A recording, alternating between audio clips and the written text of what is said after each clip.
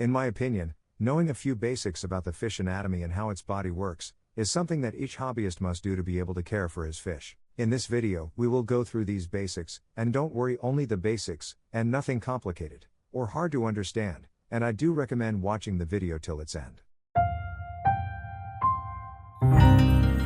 Fish have evolved over 400 years ago, and nowadays they occupy each and every water source. They occupy rivers, lakes, streams, desert springs, salty bays, seas, and oceans. They are even found in freshwater caves under the ground. Just imagine the population we are talking about here. Earth has 71% water and 29% land, so fish actually occupy the majority of the planet. There are more than 34,000 different species of fish, and every year new species are discovered. So we are not talking here about a small population, we are talking about one of the major populations on planet Earth, that probably exceeds a lot the total number of humans on Earth. During millions of years, fish were able to adapt to living in water, which is much denser than air. They have adapted to be able to live, swim, breathe, eat, and breed in such dense medium compared to air, of course. The fish body differs from one species to the other based on where they live, so fish which live in open streams of water have a streamlined body, while other species like catfish which live at the bottom of rivers and lakes don't really need their body to be streamlined,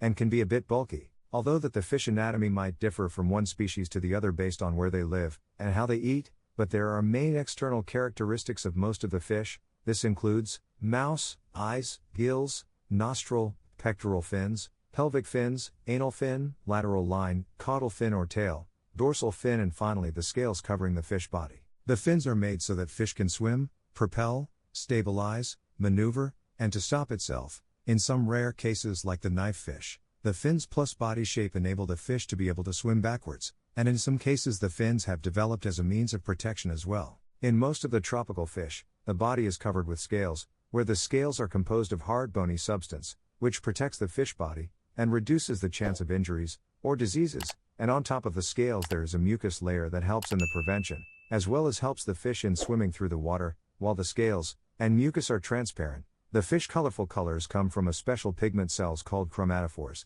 Note that some of the fish species are transparent like the glassfish, which lack this pigment, and that's why they appear as transparent. The color of the pigment cells tend to vanish whenever they are under stress, so once you see this, you must check your water parameters, and remove any stressful conditions that the fish might be facing. In order for the fish to be able to maintain a certain level, or altitude inside the water column without keep moving its body and fins continuously, then the fish is equipped with an organ called the swim bladder, which is mainly a cavity that can be filled with air. We won't go here into the details of how the swim bladder is filled with air, but it's worth mentioning that, if the fish swimming is erratic, and the fish seems to be losing its balance, then you need to suspect an infection, or a problem in the fish swim bladder. As mentioned before, the fish body has evolved to meet the requirements of the inhabitant where the fish lives. One of the very good examples of this is how the fish mouths of each species has evolved to match how the fish feed. For example, bottom feeders have their mouths pointing downwards, while top feeders have their mouths pointing upwards. The mouth size is also directly proportional to the type of food that each species prefer.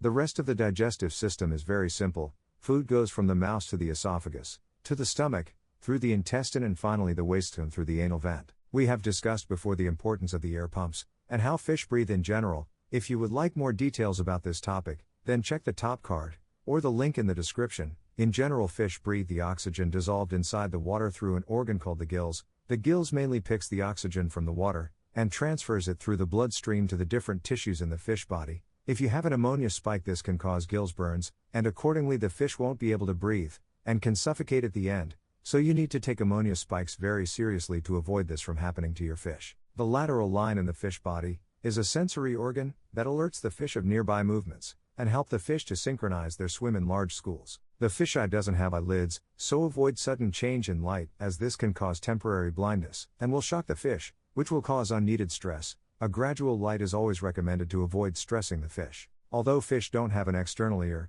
but they pose an inner ear structure that help them in hearing what is happening in the water. Just imagine that this organ can sense the sound frequencies traveling through the water, and can alert the fish whenever needed. The nasal passages at the front of the fish head just above the mouth are very important to detect prey, food, and in some cases in mating. At the beginning of this video, I mentioned how the fish have adapted to the surrounding environment, so note that what I mentioned in this video applies to most of the fish, but not all of them, as some organs might differ from one species to another based on the surrounding environment. The most important thing is that the fish body and how it behaves is a direct indication whether the fish is happy and thriving in your tank, or is under stress, or even infected with a disease that needs a cure. So always check your fish behavior, eating habits, and attitude, as this is the #1 indication whether there is something wrong or not. Until the coming video, please check these videos, and don't forget to like, subscribe, and ring the small bell for the notifications. And don't forget to let me know your opinion and what else to cover in coming videos by adding a comment.